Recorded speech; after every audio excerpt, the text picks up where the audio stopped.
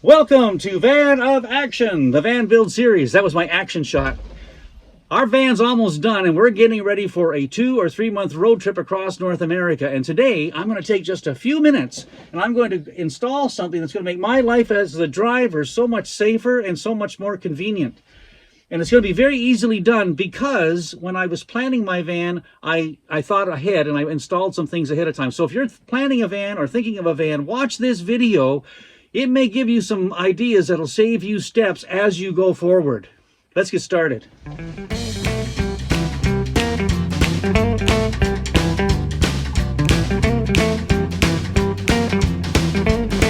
One of the greatest adventures of being on the road is going to places you've never been to before. Let's face it, that's discovering new places is what this is all about. But you have to know how to get to those places, and you have to know what you're missing while you're on the way to those places. And so you need to be able to navigate well. And some folks will use the navigation system that's built into the van. I don't really care for that at all. I don't like that. And some folks I've seen put a navigation system mounted onto the top of the dash. Personally, I like to keep my windshield wide open. I like to be able to see where I'm going, see all the things there are to see. I think it's safer that way. So for me, I like to use my phone for navigation, and for me it's best to have it mounted on the left side of the cabin, and I mount it so that I can look past the phone to the rear view mirror. It's the same thing, just like checking your mirror, checking your navigation. To me that makes a lot of sense. But the navigation systems that come on the phone, whether it's Google Maps or Waze or whatever you're using, they take a lot of energy. They suck a battery dry. So if you want to do that and have it going all the time, it's important that you be able to keep your battery charged. And that's a challenge if you want your phone over here, because now the Promaster has one USB port on the dash here, but that's really for the passenger seat, and there's one that's tucked up way up under here by the steering wheel. I don't even know how you're supposed to get into it. It's a pain in the neck. It's you plug in there, and I don't know how you're supposed to use that. It's not easy, and in my particular van it's never worked. I don't know why.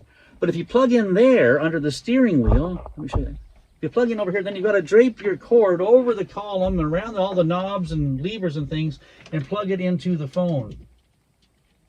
And honestly, I don't think that's safe either. There's too much stuff that can get tangled up in here. It's just not going to work for me at all. Pain in the neck. So what I did last year, I have a USB port in the cabin right behind the driver's seat. So I got a long charging cord and ran it up over the seatbelt loop, through the handle, draped it down to the phone. Now that obviously works okay. It's not perfect, but the trouble with that is, and you can see how that's set up. See, when you're looking in the rearview mirror, you can see your navigation at the same time. I like that. But when I stop for gas or something, if I get out, half the time I was pulling my phone, just getting it all pulled out, and it just wasn't working well at all. So I wanted to find another alternative. So the ideal solution for me would be to have a cord that went from my phone to this part of my dashboard. And I realized that I could do that. I decided to put a USB plug right here. It's all there in one little loop. It won't bother anybody, and it's charging all the time. Now, this is the fuse panel for the van, but that's way above my pay grade. I want to run this USB port. I want to power it off the batteries in the back of the van. So someone's going to say, holy cow, that's going to be a real challenge. But it's not. This is going to be an easy job to do, because when I was doing the pre-wiring before anything was in the van, I ran 2 extra circuits into behind this box, my control panel, just in case I ever wanted power. I took the time also, while the headliner was off, to pull a wire into the mirror in case I ever wanted to add a digital rear view mirror with a camera in the back. I wanted power just in case. I did the same thing on the roof, if you recall. I've got 2 circuits pulled up to the roof into my combiner box.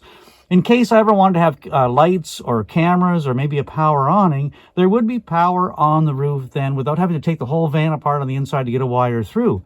And the wire's cheap. The time to do it is before there's anything in the way. It makes life really easy. And today, I'm going to get the benefit of that. Now, this is going to be so hard to see, but I fished the wire down through this cavity into that hollow space, and it actually goes right down inside here. And then I was careful, and I was able to get my fish out through this opening and pull the wire out. So I got it from the top down, The wire was coming out of this seat belt hole. I had all kinds of it pulled through. And then just by coming across to the door frame, if you peel back this rubber, you can get a screwdriver in there and just spring that a little bit. It doesn't come right off, but you get a little bit of play. There's lots of hollow space under there. And I was able to track it down to this boot at the bottom of the column. And if you take out this screw and this screw, you get a little bit of play. It'll pop off an inch or so. You'll be able to spring it about an inch or so away. There's all kinds of room under there. So I could get the wire that far. Then it became a question of what happens here. There are 3 screws with a little WD-40. They came out okay, no problem at all. And there's these guys here. And with these guys, all you do is take your screwdriver, wedge it up. They just pop out.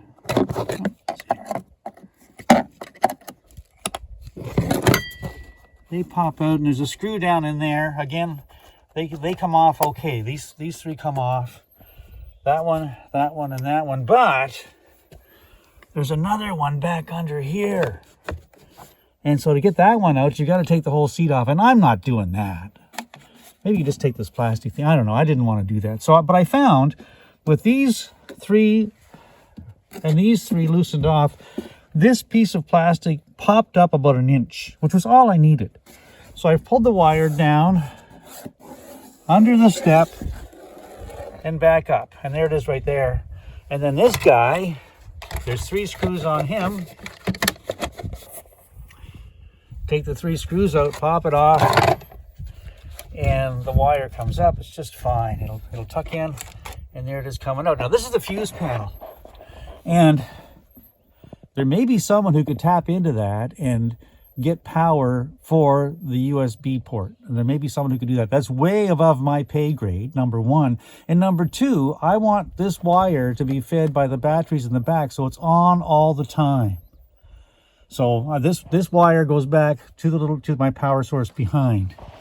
And if you take a look in here, if you can see in here, there is all kinds of room back in there. There's lots of space in behind.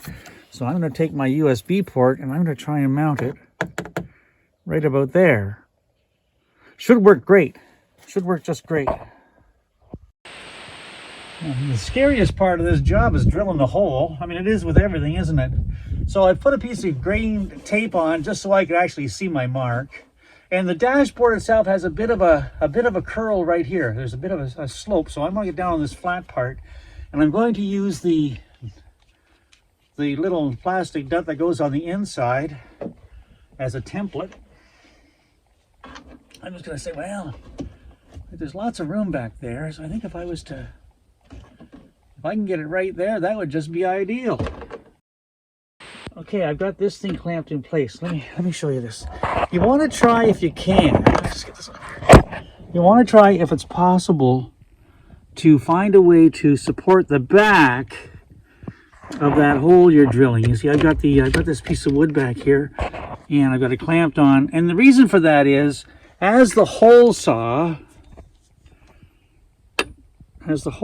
travels through the plastic, and when the bigger part of the bit starts to grab on, it may tend to wander around.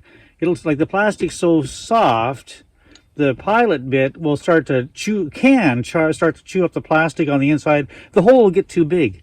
But by going through here into the plywood behind, it should track a lot closer and make the right size hole. That's the goal. That's the reason for that. It's a clumsy thing to do, but it's possible. It's very light plastic. It should be pretty simple to cut. There's no reason why this shouldn't work.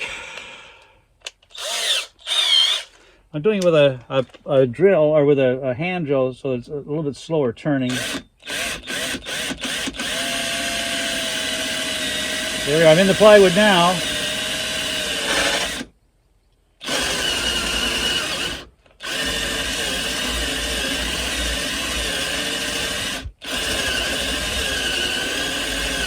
Just taking my time. Trying not to rush it. But I certainly don't want to pop through and break anything on the inside.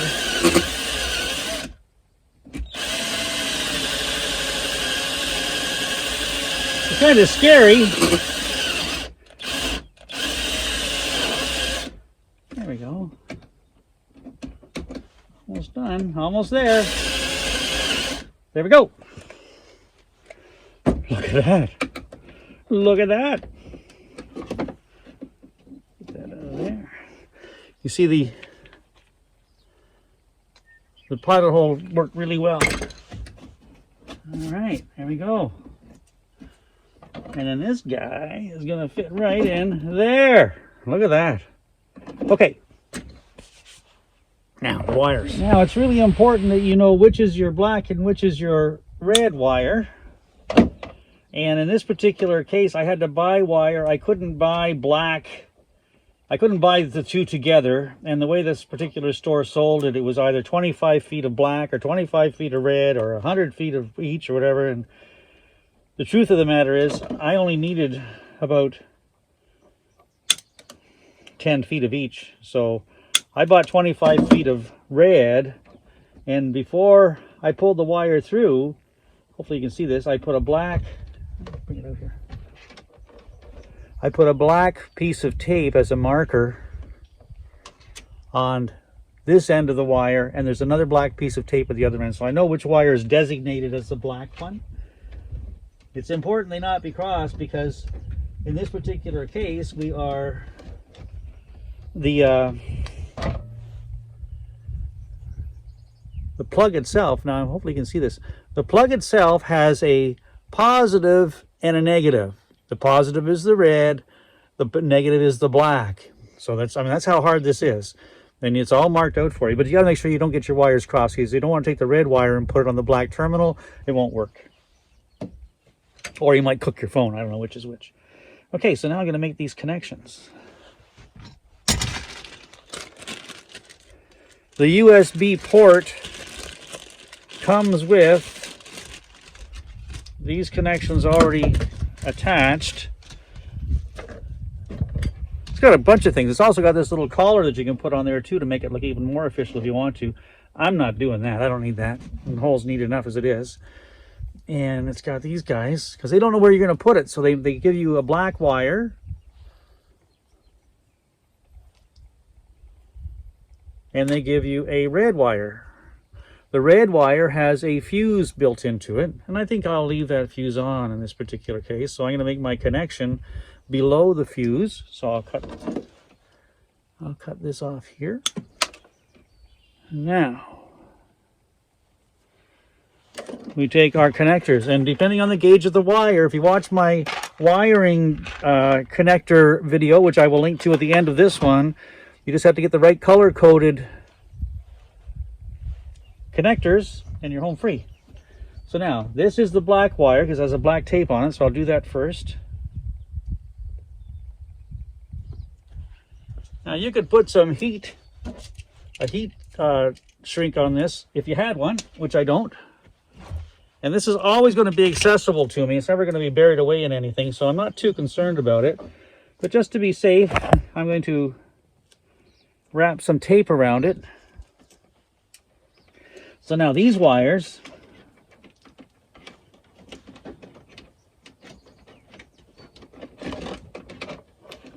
will come through the hole. First, this is where you really got to think things through. First, this nut goes on, and then the wires come through the hole.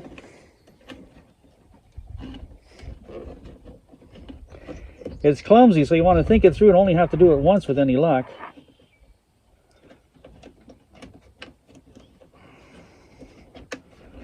There we go. Okay. And then this gets plugged on. The red goes on the positive. The black goes on the negative. Done. Then you get that washer thing.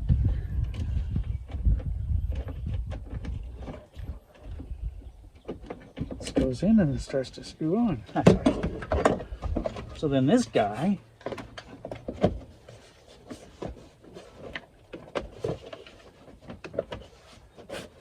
goes back on there. Just like that.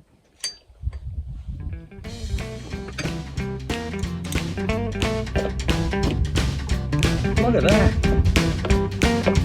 Oh, I'm happy with that. That's really good. So now I just have to make the connection at the other end of the wire, and that that guy's gonna be good to go.